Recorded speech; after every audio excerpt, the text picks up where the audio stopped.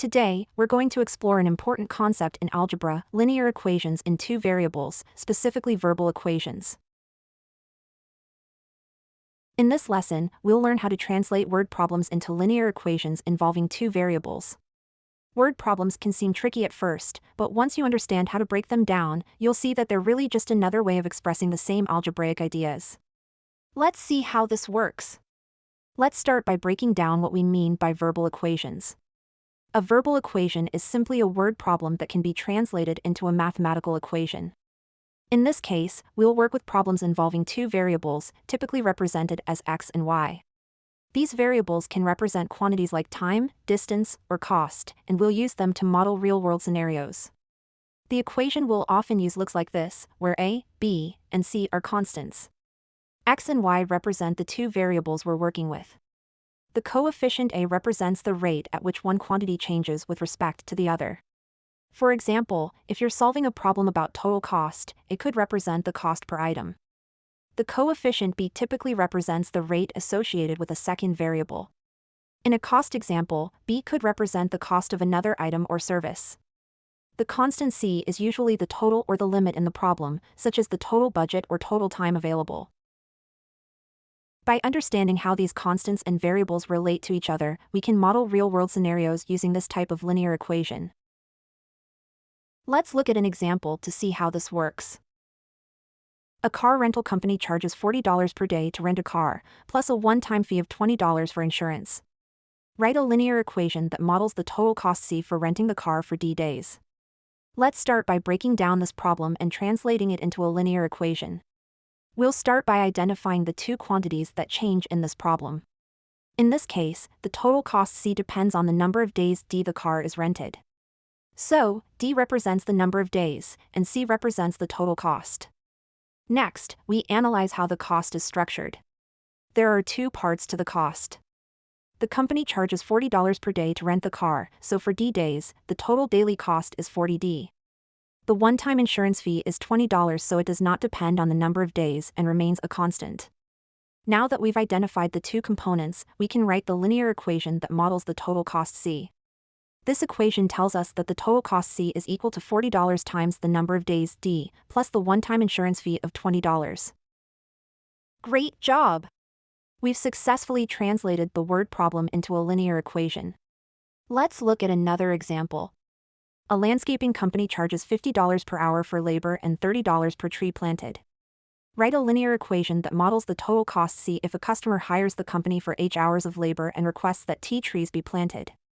First, let's identify the two quantities that vary in this problem.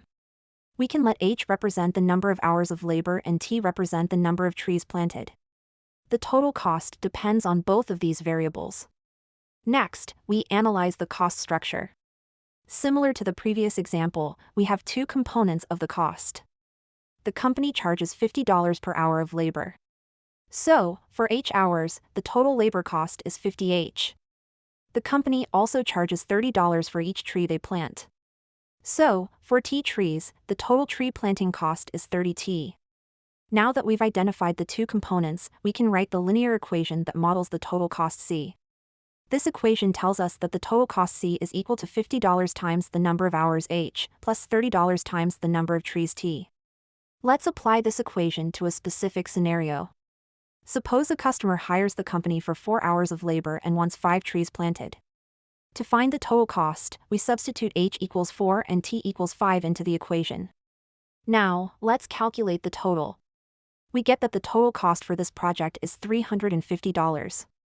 Great! We've modeled a more complex real-world problem using a linear equation with two variables. Let's look at one last example. A company charges $200 to set up an event and $15 per guest. If the total cost for an event is $500, how many guests attended? In this problem, we need to find the number of guests that attended the event. Let's define the variables. The total cost of the event is C, which is $500. Meanwhile, G is the number of guests which we are trying to find.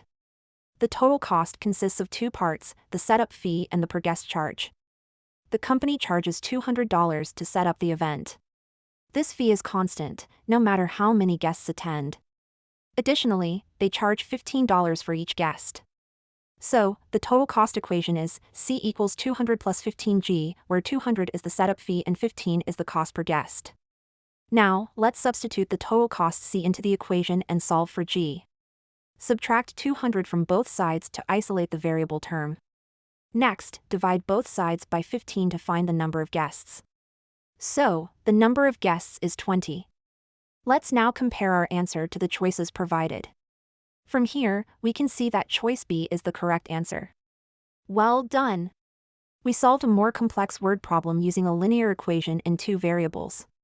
The equation C equals 200 plus 15G allowed us to model the total cost and solve for the number of guests.